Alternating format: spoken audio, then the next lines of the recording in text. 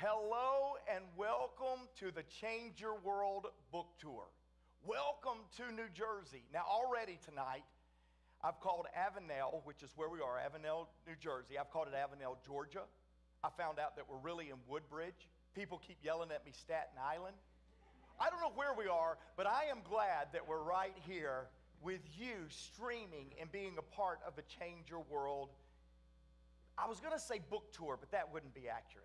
It's the Change Your World movement tour, and I'm going to tell you, gang, in this room, because of our partners, and I wish the camera could zoom in, but Chad and Danielle are two people that have caught the vision not only of Change Your World, but to change Staten Island. And can we give it? Yes! That's what I'm talking about. So I'm going to tell you, if you don't get on board with the Change Your World movement tonight, you are not one step, but a lot of steps behind Staten Island. Because this is a group of women and men that are fired up about doing something significant, which is what tonight is all about. It is about this concept that John Maxwell and Rob Hoskins wrote about in the book Change Your World. Now, I need you to grab your pen, grab your paper, grab your keyboard if you're going to type in the chat box, because tonight is about you, and it's about you changing your world. The first thing you need to know, the first note to capture tonight is our website, changeyourworld.com. Now, that's not a website to sell you something. I know how us Southern people are. We come up here to try to sell you something. I got that.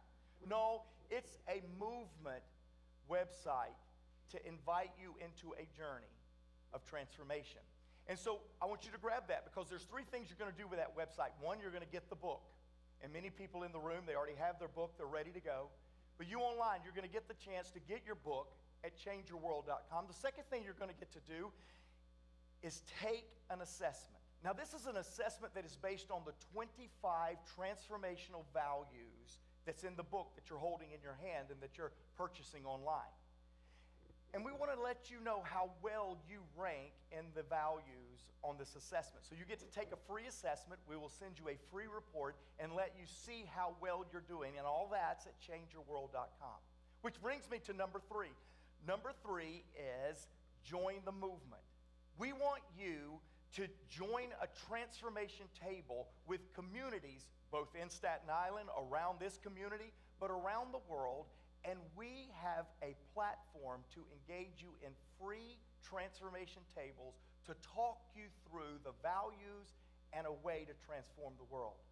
That's all what tonight is about. It's about not just a book.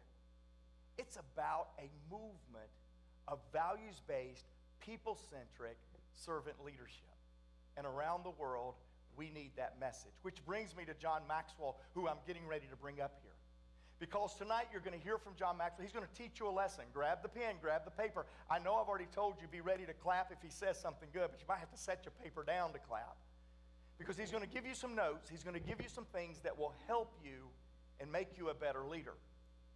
I'll talk more about John in just a minute, but John's not all. Because we're going to bring Rob Hoskins, the co-author of Change Your World, to the stage. Now let me tell you about Rob Hoskins. Rob leads an organization that is committed to changing the trajectory of the next generation. Now, I don't know how it is in your community and in this community, but in our community, the youth needs encouragement. They need hope. They need a foundation of values. And Rob Hoskins has brought values-based resources into the hands, literal hands, of 1.7 billion young people.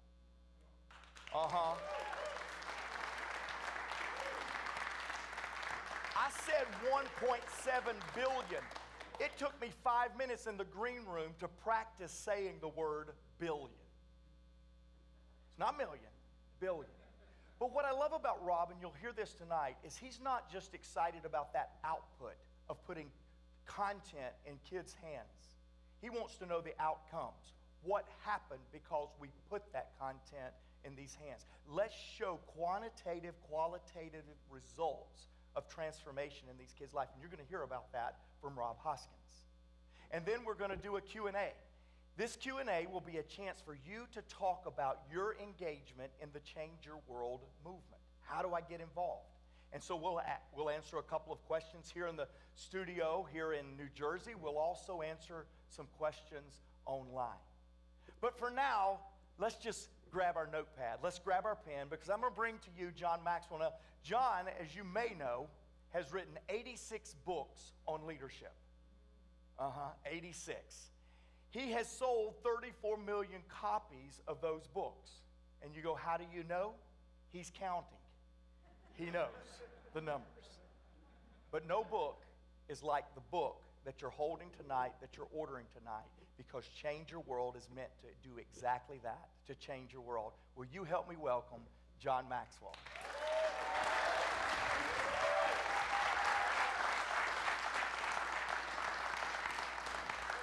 Wow.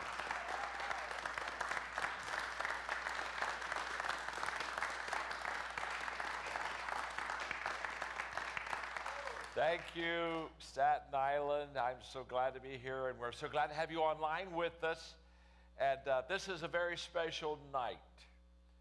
It's special because we're going to talk about significance. You see, there's a difference between success and significance. When we talk about success, we talk pretty much about what we've accomplished. We talk about our business, our organization, the things that we've been able to do to provide for ourselves and for our family. There's nothing wrong with success. In fact, success is a wonderful thing. In fact, I wish for all of you great success. For every one of you online, I want you to be very, very successful. But let me just say this. I hang around a lot of successful people. I write books about being successful. And a lot of successful people are unhappy. A lot of successful people are not fulfilled. And the reason for that is because they basically have lived their life for themselves. You see, success is what I've done for me. Significance is what I do for others. And I've met unhappy, unfulfilled, successful people, but I've never met an unhappy, unfulfilled, significant person.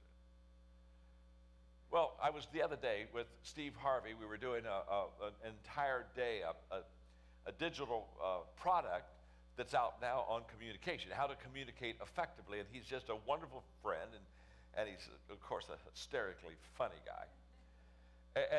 But he said something that wasn't funny, but he said something incredibly profound in our video shoot.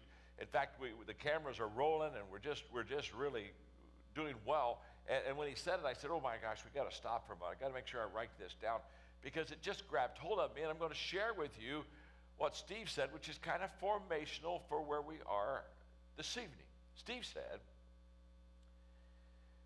that our career is what we get paid for, but our calling is what we were made for. In other words, significance is something bigger than just the paycheck. It's the willingness to make a difference, to add value to people. In fact, let me just ask you this. How many of you would like to improve your life? Just raise your hand if you want to improve your life, okay? That's kind of an IQ test, okay? You know, in fact, if you didn't really raise your hand there, you're dismissed, okay? Honest to God, there's just not much we can do for you tonight, okay? Of course you want to improve your life. Let me ask you another question. How many of you want to improve the life of the person you're sitting beside right now, huh? Yeah. Now, let me just say this. You were more enthusiastic about the second question than the first one. But we all want to make things better. And see, the issue is not, do we want to make things better? Do we want to make a difference? Do we want to improve lives? That's not the question. The question is, how do we do it? Now, we have a choice. We have a choice in the world that we're living right now. We can either curse the darkness, or we can turn on the light. And it's our call. But I know this, cursing the darkness has no return to it. It has no value add to it. And as Steve Harvey said, I think we were created to turn on the light. But how do we do that? How do we do that during a very difficult time? How do we do it during COVID-19? 19? How do we do that during racial division and all the political unrest? How do we do that? Well, there are 5 questions that I ask myself as a leader. And this is what I want to give you tonight. 5 questions, simple questions, ones that every one of you not only can ask yourself, but can answer in a very positive way. But there are 5 questions that I ask myself as a leader, especially during these difficult times. Now, I wrote a book several years ago called Good Leaders Ask Great Questions. It became a very popular leadership book, and it's basically a book on questions you need to ask yourself to lead very well. You see, one of the big transitions I had in my own life in leadership over the last 50 years is in the beginning I was a directional leader, and so I had vision, and I basically would take people and get them on my team, and I'd say, this is where we're going, this is what our purpose is, these are our goals, this is our vision, and I just kind of direct them that way. And for several years, that's how I led, but then I found a better way, a higher way, and that was leading by asking questions. Become a conversational leader. And the reason for that is because you have to find people before you can lead them. And so we're going to talk about, how do you find the people? How do you get your leadership stride? Well, I think you do by asking these 5 questions. Let me give them to you, okay? The first question I ask, and I'm putting it in sequence just because I think that there is a proper way and a proper sequence to ask these questions. The first question is, during a crisis, during a difficult time, I ask myself, what do I feel? What do the people feel? And this question that I ask, what do I feel, is such an important one, because what this does is this gets me emotionally connected to the people that I lead. There's a quote that I'm very well known for. It's one of my older quotes. I probably first said it 40 years ago, 45 years ago. But the statement is, people really don't care how much you know until they know how much you care. And one of the things that leaders do is leaders walk slowly through the crowd. And in walking slowly through the crowd, they're listening, they're learning, and off of their listening and learning, they pick up their leadership cues of what to do and how to do it. It's kind of like in the 21 Irrefutable Laws of Leadership. Leaders touch a heart before they ask for a hand. Leaders understand that people are unable to take the journey with them until they really believe that their leader can look at them with great integrity and say to them, I understand. I sense what you're going through. I feel that. This is a difficult time. So many times in leadership, we fail to emotionally connect with our people, and we just try to lead them, and they're not emotionally ready. And remember this, it's the emotions during a crisis that controls people more than anything else. And so there has to be a willingness by you and me to slow down. Yes, slow down. You see, leaders don't cross the finish line first. If you're going to cross the finish line first, you don't take anybody with you. I mean, they would slow you down. If you want to win a speed race, you run them by yourself, and you run as fast as you can, and you try to get across that tape. But leaders, they never win a speed race, because leaders never cross the line unless they bring people with them.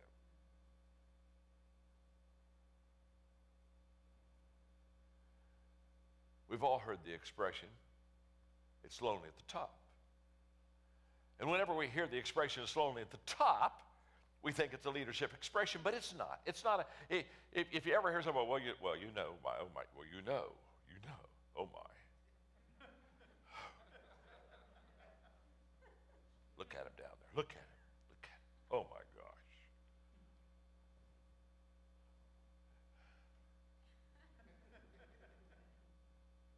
It's lonely at the top.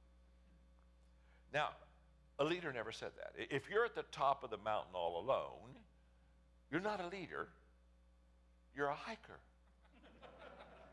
Okay?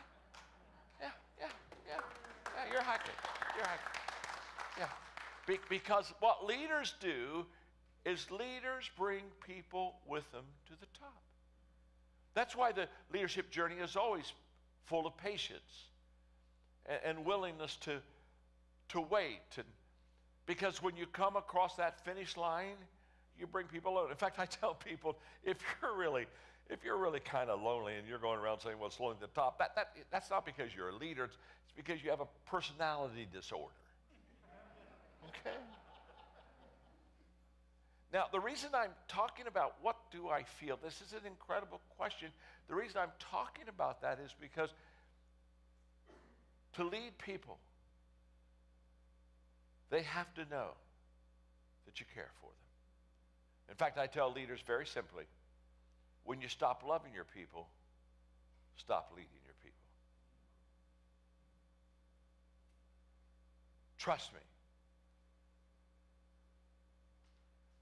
Leaders that don't connect with their people emotionally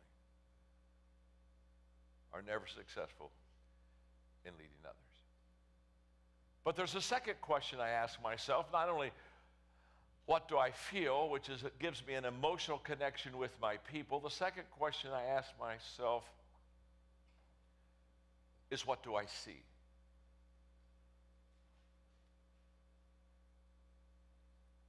The vision of a leader allows him or her to see a bigger picture than most people. You see, leaders, there's one thing that leaders have in common, is as I've taught leadership now, written about leadership for 45 years, trained leaders around the world, there's only one thing that, regardless of country or culture, that all leaders have in common, only one thing, but it's powerful, and that is all leaders see more than others see, and they see before others see. That's the DNA of a leader. They see more than others. Let me just explain it this way. If you're at a table of 10 and everybody sees it before you, you're not the leader of the pack. My name is John. I'm your friend. Trust me. Leaders see more, bigger picture. They see before, a little quicker. Now that's essential because in a crisis, people don't see more and before. In fact, in a crisis, the picture of people shrinks. And it starts to become all about what's happening to me. And me is a very small picture. We is a big picture. Are you with me? And so all of a sudden, oh my gosh, look what's happening to me. And we begin to go inside of ourselves and we begin to withdraw. You see, when you define immaturity, basically an immature person, if you really want to put a definition on somebody that's immature, it's very simple. Immature people see things only from their perspective. That's why they're immature.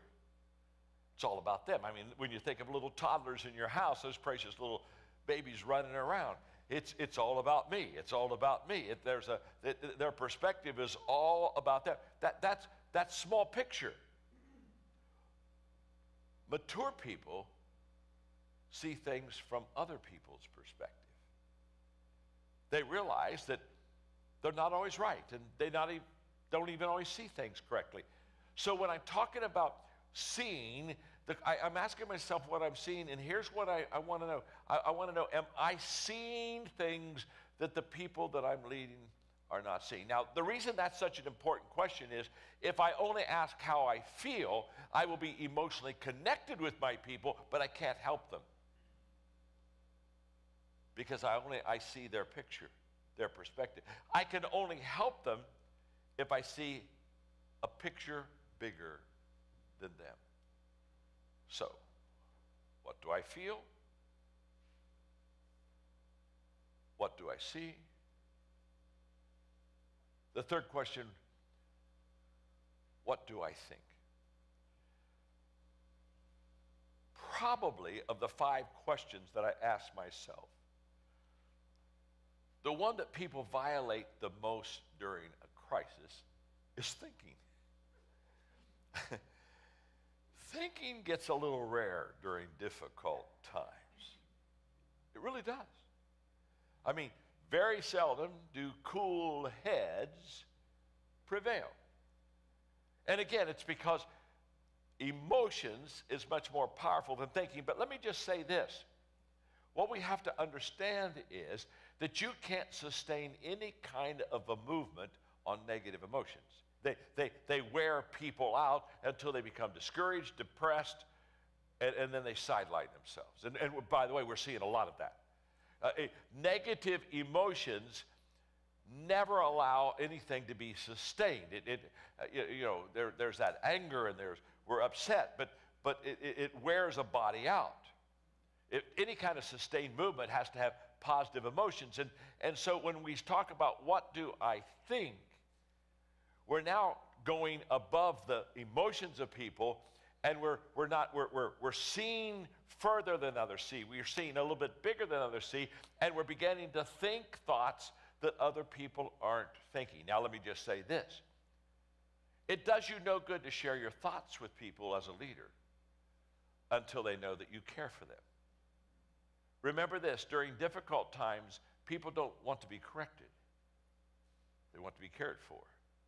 But the moment that you emotionally connect with them, the moment that you begin to see the big picture, now your thoughts are bigger, more solid, stronger, and better than the people around you. For example, this is a typical example when you begin to ask questions. This is an example of this. During a difficult time, a question that people ask during a crisis is the question, can I? Can I make it? Can I get through this? Hey, can I get out of this tunnel? Can I? This is a question that's asked all the time, hundreds, thousands of times. Can I? Now, that is a question that probably won't allow them to be successful. Because the question, can I, has doubt. The question, can I, allows for excuses. But now watch what happens when we begin to think on a higher level.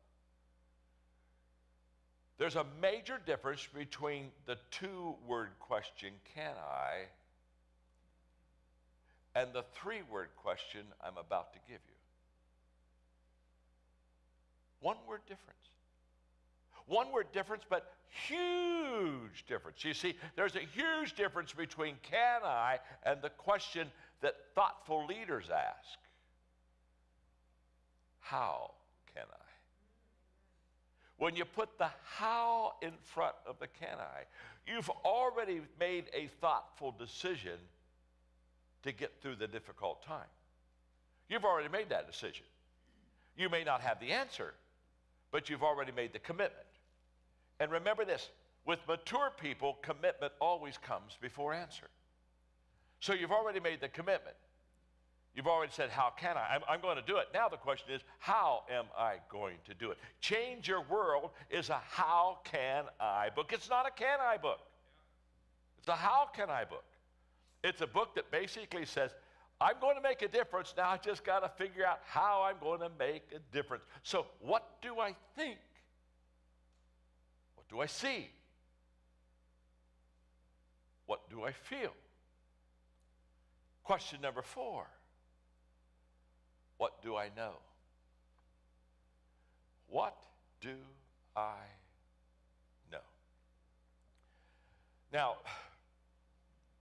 during COVID-19, I've been asked no less than 10,000 times, when's COVID-19 going to be over? And no less than 10,000 times I've told people, I don't know. In fact, beware of the leader who has that answer. We don't know. There's a lot of things that I don't know. It's okay as a leader to say I don't know. In fact, it is very reassuring to people, and you have credibility with people when you're a leader, and you sometimes say, I really don't know.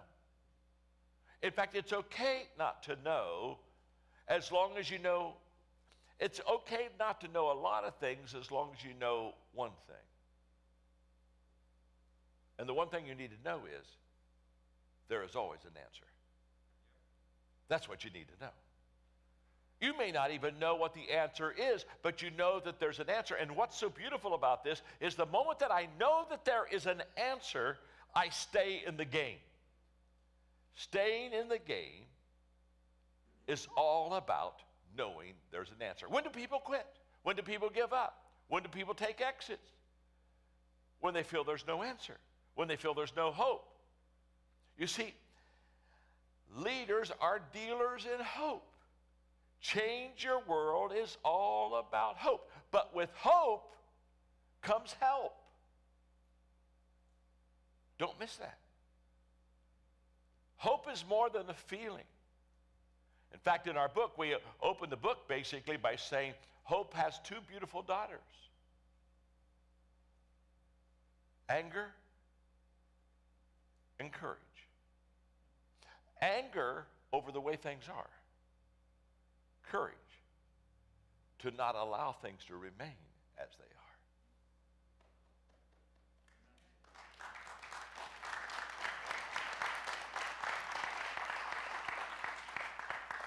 Let me just stop and say, we're going to St. Louis tonight after this is over. And you're such a good crowd. Would you mind going with me? I don't know what St. Louis is going to be like.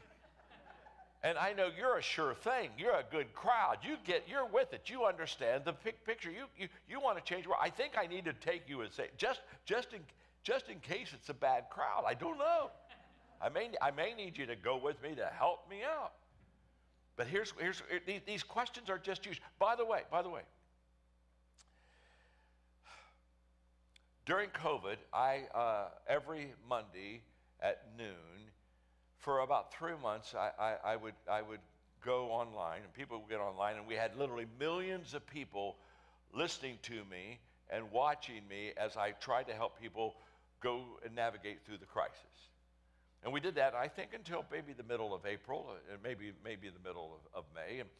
And then I thought, okay, I've given people some substance, and so we dropped it. But we're going to go back to it.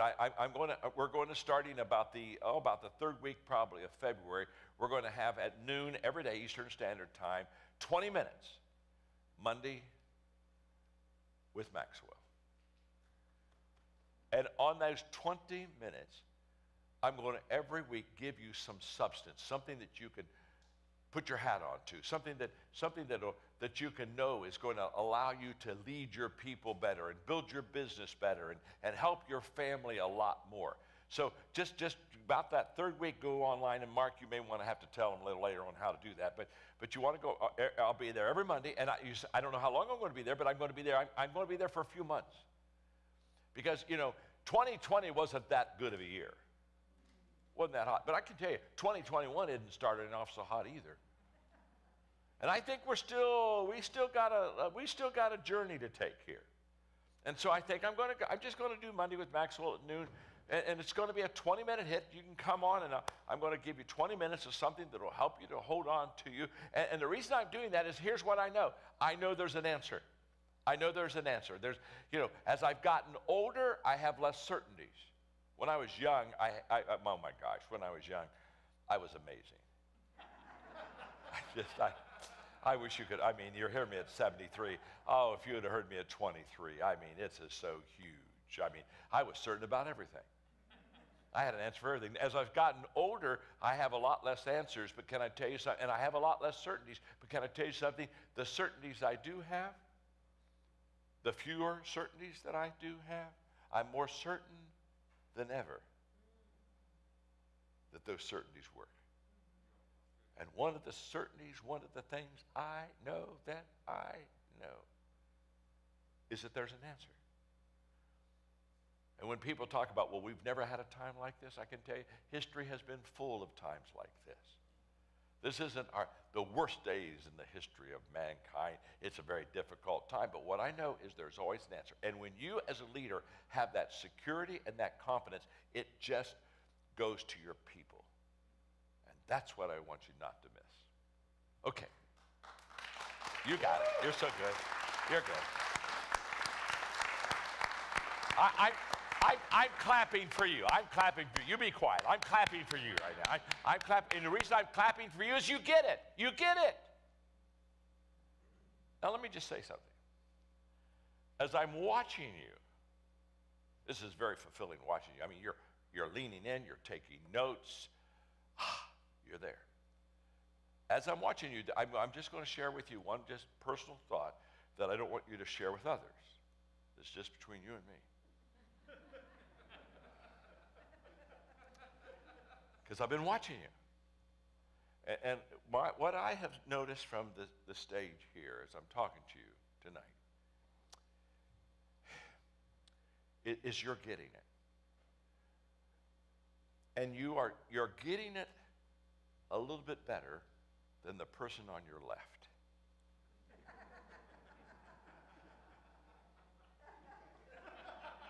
Yeah. And you know what's amazing? As soon as I said that, you knew that I knew. You knew that because as soon as I said that, you just kind of nodded and looked over at your left, you know, and you thought, how does John know these things? You're just a little smarter. You're just a little bit more with it. You're just a step faster. You get it more than. But I don't want to leave anybody behind. So look at the person on your left and just smile and just nod to them and say, "It's okay. I'll help you." Go ahead and tell them. It's okay. It's okay. I'll help you. I'll help you.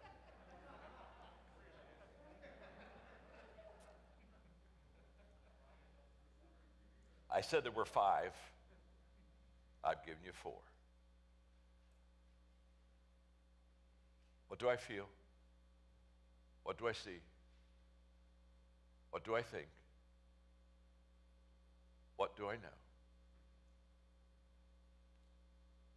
One more. What do I do? What do I do? Because leaders have a bias for action. And I'm in a room of leaders, and I'm talking to many of you that are watching online, and the question is, now what do I do? Because here's what I know. When people begin to be paralyzed, when people begin to become uncertain and insecure, the tendency for them is to withdraw and pull back and hold nothing. And what happens is, when we do nothing, nothing good happens. I wish I had an hour to teach you a lesson that I teach around the world called action attraction. This simple lesson on action attraction basically has the thesis that nothing happens until I take action. But the moment that I take action, then all of a sudden people, resources, opportunities begin to come my way that allow me to accomplish what I want to accomplish. But we have to be people of action. How many of you know people like, I know people like this. Do you know anybody like this? I know people just like this. They're always getting ready to get ready.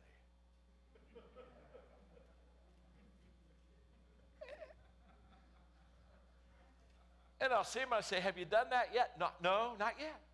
But I'm getting ready. I'm getting ready. I'm getting ready. Yes, ready. Yes.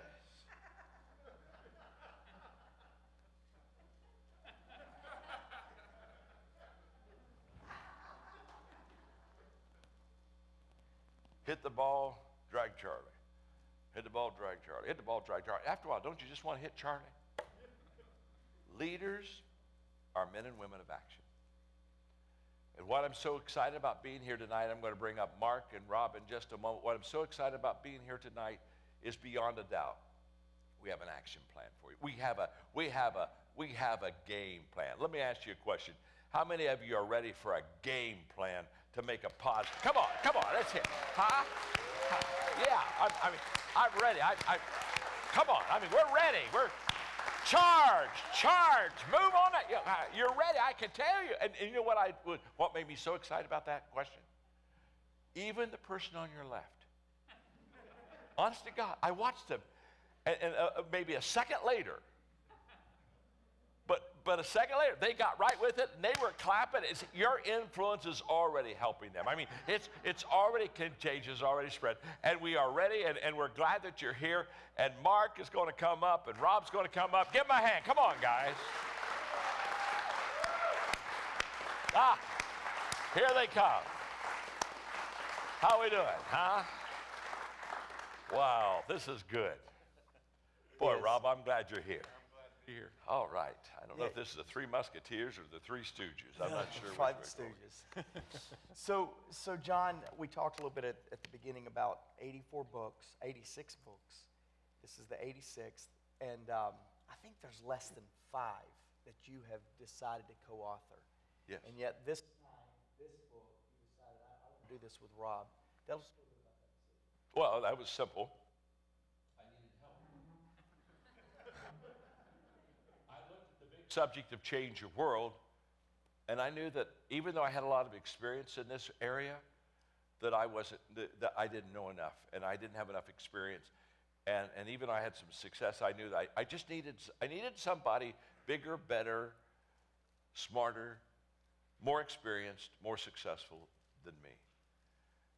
And so it was very obvious to me, Mark and Rob, when we were talking, and you'll probably tell our little boat story, but the point being, it was very obvious to me, Rob, that if you would help me, the book would be better than if I did it myself.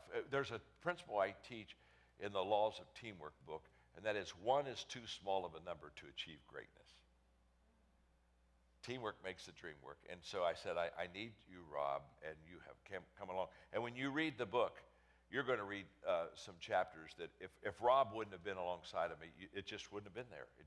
He really took me to a higher level. So thank you for, Rob, yeah, that's right. Thank you. Thank you for joining me. Thank you. So talk a little bit about the significance of this project for you. Well, first of all, whenever we've been doing this, we've had a couple of these now, and whenever John says that, I get a little embarrassed and very humbled by that. And also, I just want to kind of laugh, because it's like, I'm tired of carrying this guy around with me so much. He's such a... so ridiculous. Hit the ball, drag John. Hit the ball, drag John. And, Mark asked the question. He says, why did you write a book with John Maxwell? Come on. Do I really have to answer that question? Why do you want to? We were sitting on a book, and John's been mentoring me for years, and we were talking about our favorite subject. We were talking about the subject of transformation, and this is something that's just consumed us. It's something that's filled our lives. And during that conversation, as we were talking about transformation, I just finished a dissertation on the subject of transformation and sort of the science behind transformation. How does transformation happen, and how does it particularly happen within movements? And I was just sharing that with John, and I said, John, you think there's a popular book here. You think that out of all this research and everything we've done, that there's something here that we can popularize, and that I could popularize in a book. And he goes, absolutely, Rob. I think there is a popular book here. And he said, and then he paused for a moment, and he says, and can I write that book with you? Now, when John Maxwell asks you, just in case he does, can I write a book with you? I said, well, let me think about it, yes. He says I took 2.2 seconds. I can guarantee you I did not take that long. He's slow. He was slow. Trust me, he was really slow. And the reason, obviously, is because, not just for the obvious reasons. When a guy that's written 30 million plus books wants to write a book with you, you go, yes, but it's more than that. It's because I've heard a lot about transformation, but very few people can define what transformation actually is. Fewer still can actually show you that they have made it happen. And really, I think there's very few people in the world today that could actually take a concept of transformation and change your world and have the capacity and have the platform and have the ability and most of all, have the passion to make that happen. And I really believe with all my heart, John Maxwell is one of those very handful of people in the world that can actually make that happen.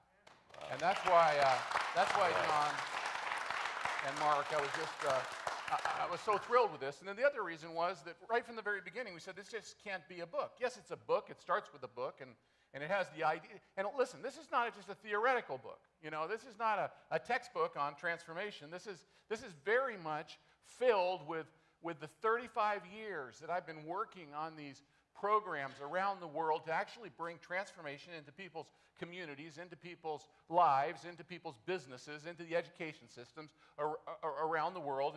And John's been doing that same thing. And this is not a book about theory. This is a book about how to actually make it happen. How do you make a difference everywhere that you go? And the story is filled with real stories of real people. And Mark, not just stories of, and there are stories like this, of significant people with amazing businesses that have a lot of resources, and how, as John shared earlier, success was not enough for them, but they wanted to see change. They wanted to see significance happen in their families, in their communities, in their business. They wanted their businesses to have a greater purpose than just the bottom line. They wanted to see their communities around them, in many cases, that were facing incredible problems. How can I change that? And their stories are in here. But the story is written for everyone. And there are stories in here, stories of a girl named Tiffany that I know in Peru who had everything going against her, who had no power, who had no resources, who had no money. In fact, she was living in a slum where there was so much injustice, where she'll probably live in that slum for the rest of her life. In fact, she was living in a home where her father was abusing her. Everything on paper says Tiffany has no chance. She's going to be one of those statistics. But Tiffany's story's in here because she's transforming the education system in Lima today. Because we believe with all our heart, it's about anyone. Yep. It's about anyone. Yep. Anyone can make a difference anywhere. That's right. And Mark, that's the reason I'm most excited about this book. That's right.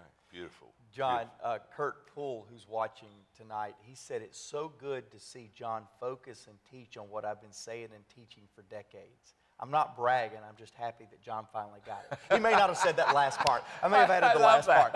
He said, I'm really glad that it's finally happening. I'm the person on his left. Yeah. Kurt, but John, seriously, a lot of success, a lot of books about success, but this book is about significance. Yes, it is. Talk to us a little bit about the difference maybe between success and significance, the difference in this book compared to other books that you've written. Well, the difference is that this is a book where I'm wanting people not only to read it, but I'm wanting them to take action. The word I use sometimes, is the phrase I use is I want a lot of legs to my legacy. And the legacy happens through people. And what really is exciting, I mean, we have a lot of businesses here, a lot of business people here today. And I'm going to give you just one real quick example, and that is the second largest bank in Guatemala, about 10,000 employees.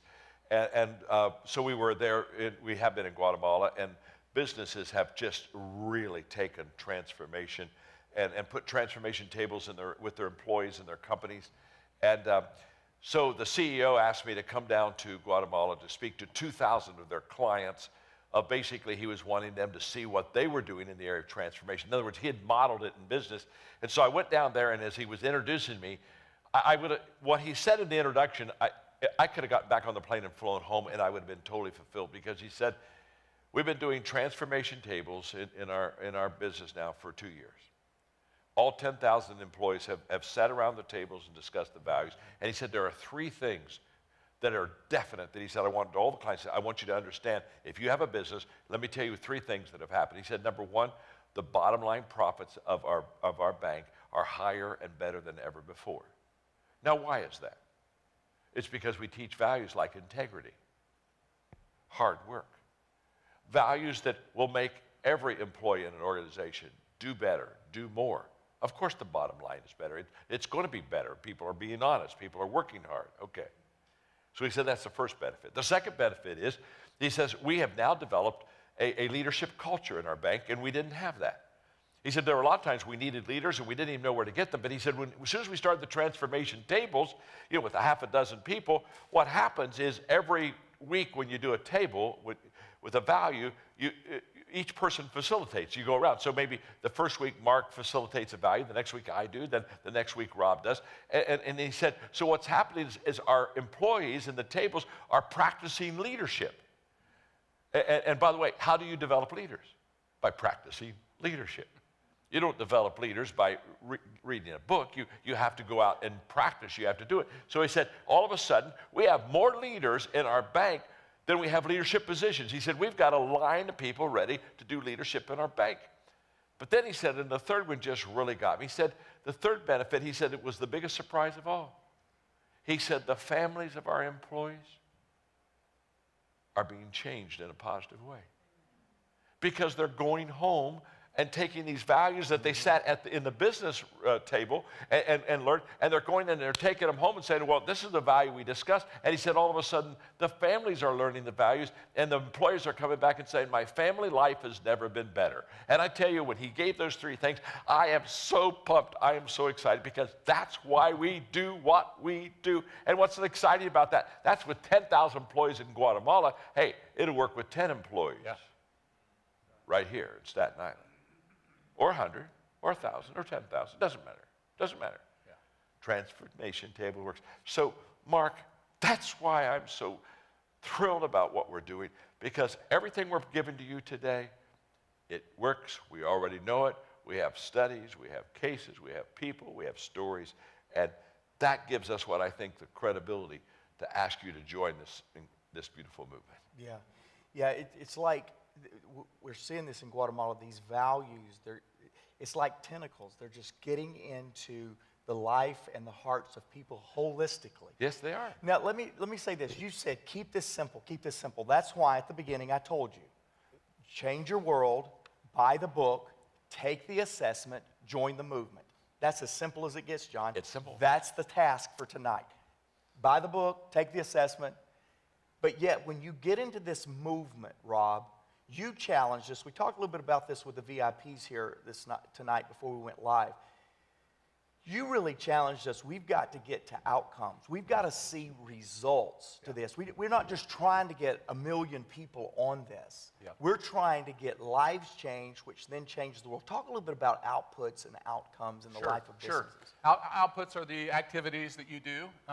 They're the indicators even of those activities that you're doing, whatever it is. It's, how many widgets you sell, that's an activity that you're doing. It's how many kids are you teaching in the school. All those are very good outputs. Those are things that we measure by.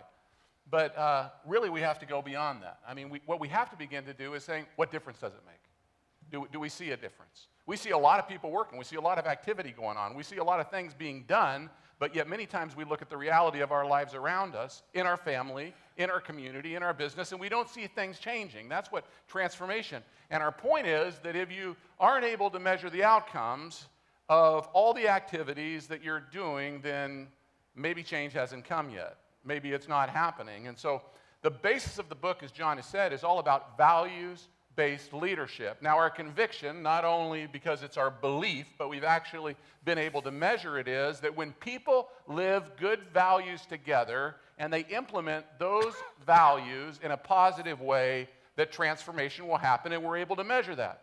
We have 25 powerful of transformational values in the book, and we unpack those at the tables. We go deep with them. We have curriculum for them. All that is free. The book is just the beginning. On the platform, everything else is available. Take one of those. Someone asked me the other day in one of these sessions, Rob, what's your favorite value? I said, well, the name of my organization is One Hope. Take a guess. What do you think my favorite value is? It's hope. The person on the left got that one. You're on my left, Rob. Now, hope's a wonderful word. Kind of something rises inside of you even hearing that word, hope. But hope is more than an emotion. Optimism, that's an emotion. But hope is actually an action. There's a science to hope. There's a science, and it has 3 characteristics. The 3 characteristics of hope that can actually be measured in people's life. One is goals. You see, without real goals, there's no real hope. Yeah. We see that in employees that we that we measure. We have a hope index for. We see it in prisoners. We see if they don't have goals, then there's going to be recidivism. If they don't have a reason to live, then they're going to end up right back in the prison. There have to be goals that make up hope. The second element of hope is willpower.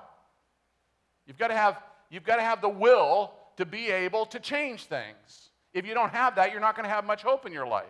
I mean, John is the king of inspiration for me. I mean, I read John's books, I get inspired. It makes me want to do something. It makes me want to get up and make things happen. He's Mr. Willpower. I mean, willpower is an essential part of hope. But lastly, there's way power. Yeah. There's way power. That's good. And I'll tell you what, people cannot have hope if they don't see a pathway out of where they're presently at. And most people that are stuck somewhere can't get out if someone doesn't show them the right path. And that's why it takes people everywhere, making a difference in other people's lives to give them the way out of where they are. Now that's what hope is. And hope is something that we can measure outcomes in. In fact, a hope index that we have, one of the tools that we make available to everybody on this platform is a hope index. And you know what? Graduating high school seniors that score higher on the hope index have a better chance of college success, is a better indicator than SAT scores. Whoa. Wow, that's a crazy. Hope is one of these 25 transformational values.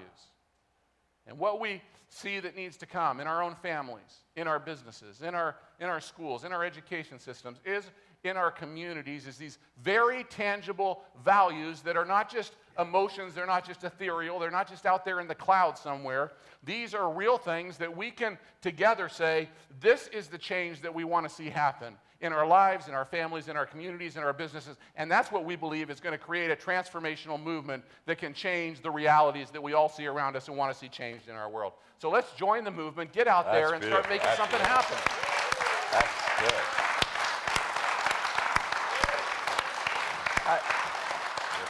I really wish we had time, guys, to tell some of the stories. What I love about these leaders, 1.7 billion kids impacted. John's nonprofit organization has 1.2 million kids in Guatemala today, during the school day, that learned the values teaching. Much of that's in the Change the World content. But pick up the book, because what you've really done with that magnitude of success, you've really brought transformation down to the individual. People like me, people like maybe some of you that are watching or in the room tonight. You've made it accessible, and I appreciate that. But I'd love to go to some questions. Are you guys okay with that? Oh, I love that, yes. If there's a question in the room, come to one of the microphones. I'm going to start with a really easy one from Ton from Ontario. Really easy, and again, if anybody in the room has a question. Ton has a really easy question. You guys, softball. How do we get politicians to change the world? Good question, Ton. Rob will answer that question. Hey, look. Politics are an important part of life. I mean, they're a reality of life. We have to have these institutions. We have to have these trainings. We have to have education. We have to have politics. The problem is everybody wants somebody else to fix their problem. I'm not waiting for politicians to fix the problems. Yeah. In my life, in my family, and in my neighborhoods. If I was waiting on politicians or anybody else, I'm not picking on politicians tonight. I'm just telling you, way too many people are relying on somebody else to try and fix their problems. And it begins with everyone, everywhere, making a difference where they are and taking responsibility for it. I just read yesterday, they said, this is, I talked about this earlier in the questions and answers, but there was this new study out there that said, that searches on the web, that more than double the amount of people out there searching on the web search, how do I change the world, as opposed to, how do we go back to normal? There's this perception out there that everybody just wants to get things back to normal, and there's so much negativity out there. I want to tell you, most people, not what we see on all these social media streams that are narrowing and running algorithms so that everybody that agrees with you is listening to the same thing, and you just go down a cesspool of negativity. What I'm looking for is, and I believe there's a majority of them out there that say, no, I want to see things change. I want to see something wonderful happen in my life and in my community. Now, I think most people are actually that way. They want to see change, but I also read yesterday I read a statistic that said 77% of people would give up their Netflix subscription to take up a meaningful hobby.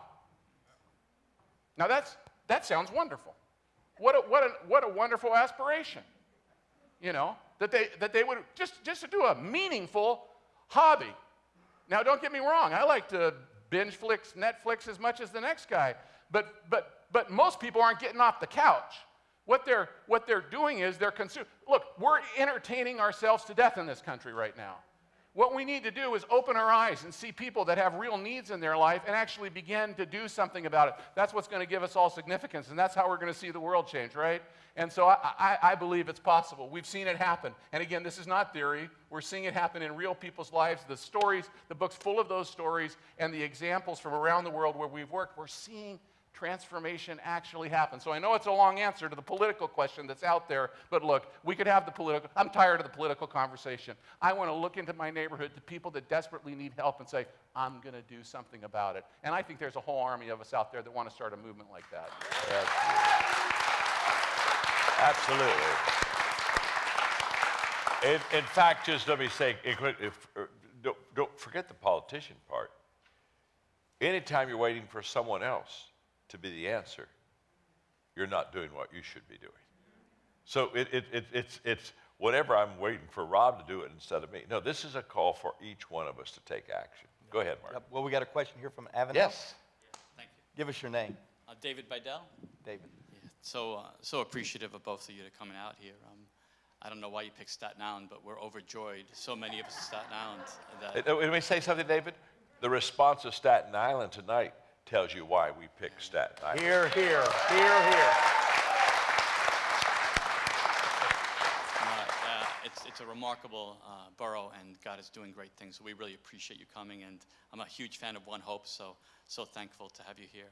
My question is this: I've been serving in the housing projects of New York City for about 30 years, and at about the 6-year mark, I met with a friend, not a friend, but like a literary mentor, Viv Grigg. He wrote a book, Companion to the Poor, about moving into the slums, the garbage dumps of Manila to serving the poor. Yeah. And he really encouraged me to move into some of the difficult communities of our city. But I was having a very difficult time, and when I spoke to him, I was sharing how difficult it was and how it seemed like nothing was ever changing, that we were there for years and years and it seemed like nothing was changing. And he said to me, how many generations of poverty are you serving? I said 3, 4, sometimes 5. And he said, we never do anything in communities that are past the second generation of poverty. Most of the time, only first generation, because it's so ingrained. So it's been a challenge of my life. So it was a turning point. Will I stick it out, or will I? So we kept going. But it's been really hard, and I want to know what. It's not like a quick fix. No. It's been decades that we've been trying to turn the ship of cities that have been devastated for generations. But I would really love something from you that you could help us. How do we turn when it's embedded culture we find, when 3, 4 generations of poverty, criminality, immorality, drug trade are part of your culture? It's really hard to turn that. I would love to hear what you have to help with that. I'd love to. I mean, if I'd love to sit down and talk to you about it for hours. I'd love to, yeah. Because you're right. There's not simple solutions to very complex issues. Anybody that tells you they're easy, they haven't done it like you have for 30 years. That's right. First of all, thank you. Thank you. Thank you. That's the right response. Thank you, David. Absolutely. I can give you the answers from a sociological, socio-political, economic standpoint. I could do that. One real quick one is, how do you find your way out of cyclical poverty? Number one indicator of getting out of cyclical poverty is high school graduation. Number one indicator of high school graduation is 3rd grade literacy. Let's start by having generations of people that had access to no or poor education and make sure those kids get a 3rd grade literacy so the chances of them graduating from high school will go up so that they get a meaningful job someday. That's some things that we can tangibly say are real outcomes for these communities that need to be transformed and changed. Okay, that's one thing, but like you said, it's complex. There's a lot of barriers against even something as simple as that happening in a community, access to good education. But we can talk about all those things. But I want to tell you something that happened in my life. I was driving to work one day. I run a massive, multinational, 177 country organization, a lot of, millions of dollars, and it's a big organization. I was driving to work, and every day I drive to work, I just turn off the radio, I get things quiet. I just want peace before I get into the hecticness of what I know I'm going to face in the office that day, and I was doing that. And as I just felt this impression rise up inside of me, and it said, take a right turn. And so whenever I feel something like that, I just go, okay, take a right turn. I want to think about it, John, and I was thinking about it. Take a right turn in my marriage. Take a right turn with my kids. Take a right turn with one. Take a right turn, in my and I just felt this impression. No, dummy, take a right turn at this light that you're at right now. It's time to take a right turn. And I don't know if you ever. Oh, many times. Yeah. Too many times. Yeah. I'm glad you're talking about it right now. And I did. Took a right turn at the red light. And I found myself driving through a neighborhood. It's interesting, we're in Avenel, right? Yeah. And I found out later, this neighborhood was called Avondale. Never been there before. It's actually right across the street from our headquarters, but I had never taken that way to work before. And I saw something there that day that I'd never seen before. I'd never seen it in my community before. I'd seen it in the slums of Mumbai. I'd seen it in Kenya. I'd seen it all over the world. I've seen it, but that in a 5-minute drive on a different way to work, in 5 minutes, I saw a drug deal go down. I saw a prostitute in the middle of the day walk across in front of my car. I saw what appeared to be single moms with kids that should have been in school that weren't in school that day. I saw gang members. This was right across the street from where I was. And I pulled the car over to the side of the road just to sort of absorb what I was experiencing in that moment, and I was broken. I sat there at the side, I just started weeping. And I felt anger rise up inside of me. Anger that this was happening where I live, but more than that, anger at myself. That I'm helping millions of kids around the world, and I haven't even seen what's right across the street from where we are. I was angry. I pulled into the parking lot. I went up to my office. I made an announcement. I said, I want everybody to come together. I said, I know we got a busy day. We got a ton of stuff to do, but I got to tell you what just happened. And I began to tell people what I had experienced right across the street from our office. And I said, this cannot remain this way. We cannot have this. We cannot live with a good conscience as being members of this community and allow that to happen across the street from where we are. And so we began to make choices. We began to make serious choices. I began to look at my beautiful office and say, you know what? What I found out was they don't have access to they weren't getting good third grade literacy. Well, no one else seems to be doing anything about it. We better do something about it. So we started a charter school, and I gave up office space so that these kids could come in and finally get a good education in Avondale. I'm not talking about trying to change a national problem. I can't control all that, but I could do something in the neighborhood of Avondale. And for 10 years now, we've been working in that community. And they've gone from a 736 crime rate down to less than 200 crime rate. Those kids now have good education in their neighborhood. We're making a difference in Avondale. I can't solve all the big problems. This book is about anyone, anywhere making a difference. I can make a difference there. And then all of a sudden, we started making small changes. And then other people started coming along. You know, this kind of success of transformation breeds success. And what gets celebrated gets replicated. And other people start saying, if they could do it in Avondale, we could do it here. And I believe we can do it anywhere. I believe we can do it everywhere. Absolutely. It's possible. That's right. It's possible. That's good. Hey, I'm going to do one more. Thank you so much. Thank you. Thanks, Let's give my David. hand. I'm going to do one more question here on this. Bravo for that answer. My name is Bobby Digi. I'm a community activist and a social entrepreneur from Staten Island. In fact, I'm the kid that David is talking about that grew up in a community, probably at the time the worst on Staten Island, which is called Park Hill. Grew up, AIDS epidemic, crack era, you can think about it, the gun violence. And I'm fortunate and blessed to be where I'm at, doing the work that I'm doing. And I'm happy you all selected Staten Island, because that's where I grew up. and that's where I do most of my work. But I do global, work around the world, Africa, because that's where my family's from. My question, because I have many questions, and I look forward to working with you all.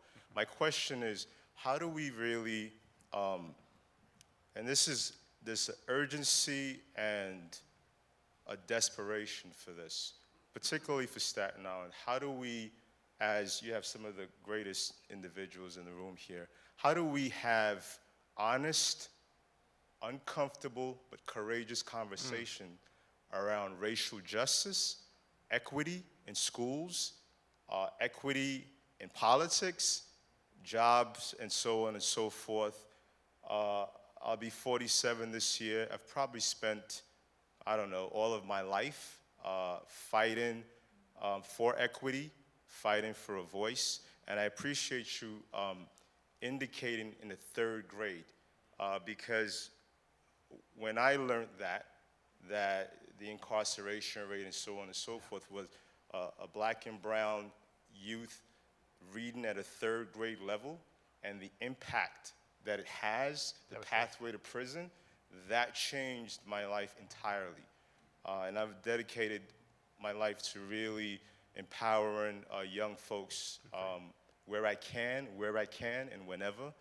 So again, the racial equity question, because I find that there are good-meaning people who are uncomfortable having those conversations, right? Yeah. And I think that for Staten Island, if we can, the leaders in this room, if we can all begin to really have honest conversation, and speaking from the frame of reference that you talked about, seeing it as a human being, not as the other, I find that is a place where we can engage each other more meaningfully. So if you can, Can I go ahead?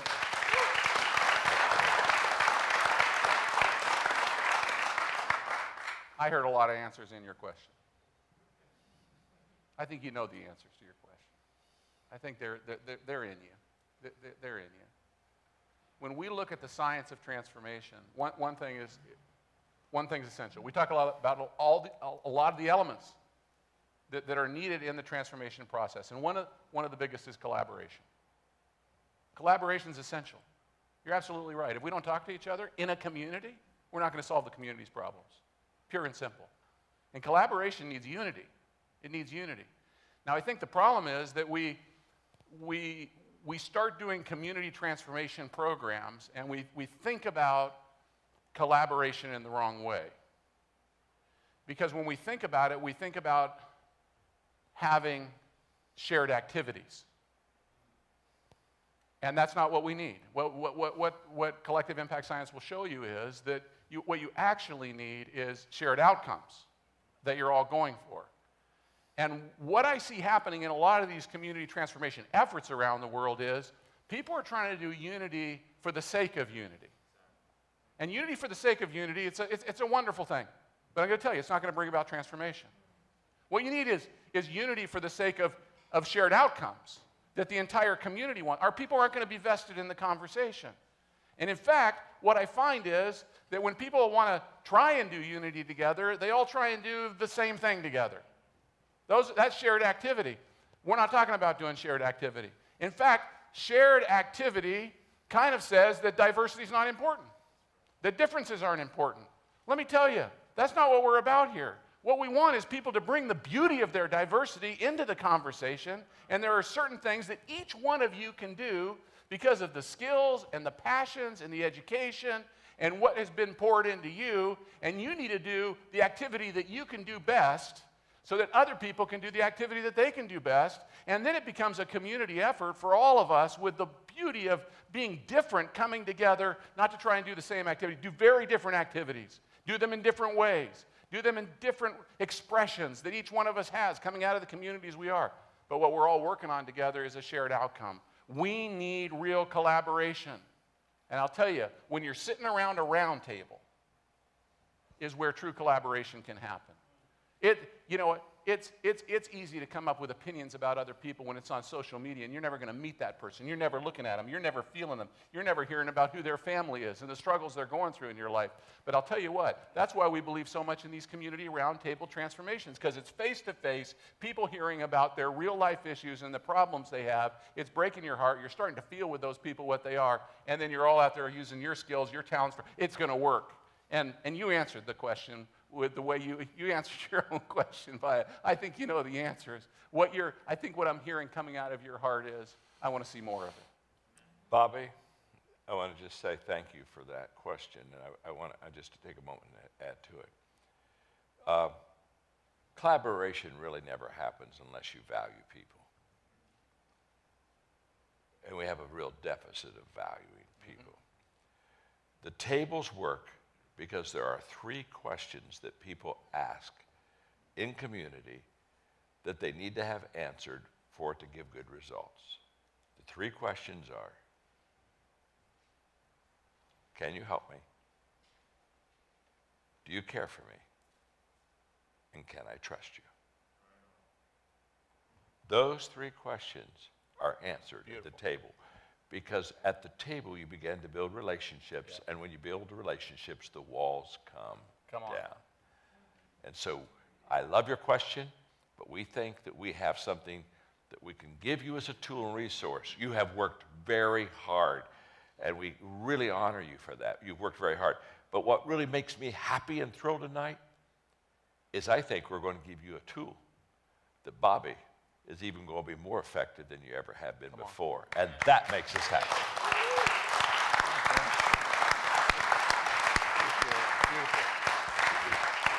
And we are so out of time.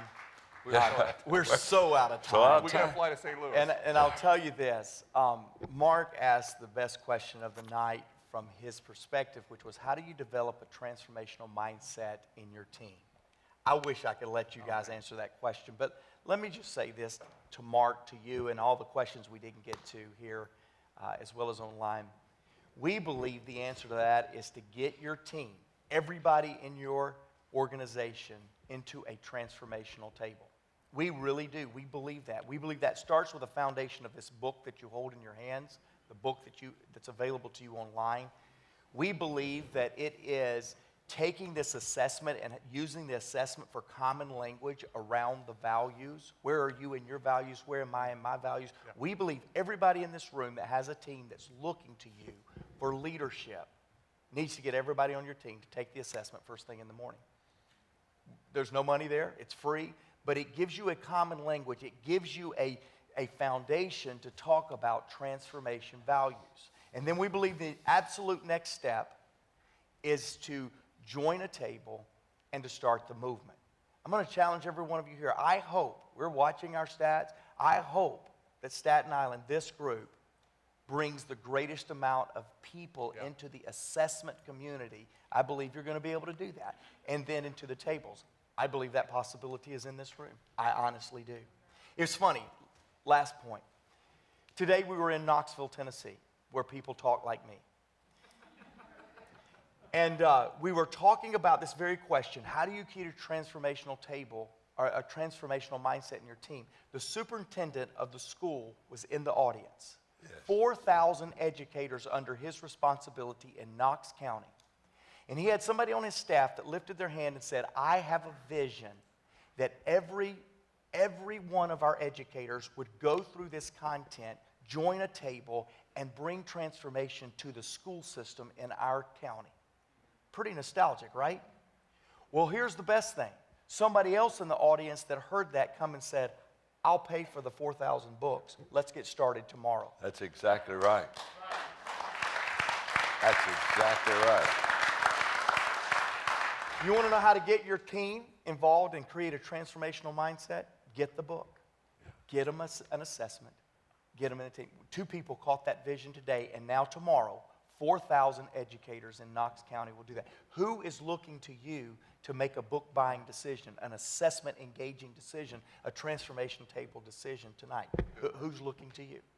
Because we're going to have to, whether it's these great stories that we've heard or in our community, we're going to have to step up and do something. Online, go to the website, changeyourworld.com. Here, we have the book available. We will talk about that in just a moment. But our belief is the way you start a transformational mindset in a team is to get in an accountability environment and start talking and sharing like we were just talking with Bobby about transformation. Yeah. Now, how did I do on answering that question? Because you always answer those kind of questions a lot better than I think Mark did great. I thought you were outstanding. But of course, I'm the person to your left, so what would I know? So, here in this community in Avenel, it's not Avondale, it's Avenel, I got that. and in Staten Island, or in Woodbridge, or in the United States, we're so glad to have been with you Thank you tonight. very Online, thank you. Give Thank you. yourself a hand. What Thank a you great very night. much. Woo! Thank you. Thank you. So yeah, what a great night. I Great told crowd. these guys if they would come up north, they would find people that was really wanting to transform. And here you are. You have impressed us tonight. Has this not been an incredible You're group beautiful right here? people, beautiful. We do want to meet you. John and Rob are going to stay here as long as you want us to. We'll sign books. If you do buy a box or 2 or 3 to take back to some people, they're going to sign it to every person in your team. So you let them know who you want them to sign it to. They will sign your book, address it to you. But we want to encourage you, don't leave this place believing that you're the only one that needed this message. Get the book. Get it available. It was funny because Becky came up today and she said, what I did with the book, I realized that I have a couple of mentors that changed my life. So John signed the book, but then I went and signed it to one of my mentors and said, thank you for changing my world. Maybe that's the paradigm that you come from tonight. Either way, we'll see you out. The book table is right there. We'll be very mindful of the distancing that we need to do. Hey, have these guys done an incredible job? Thank you very much.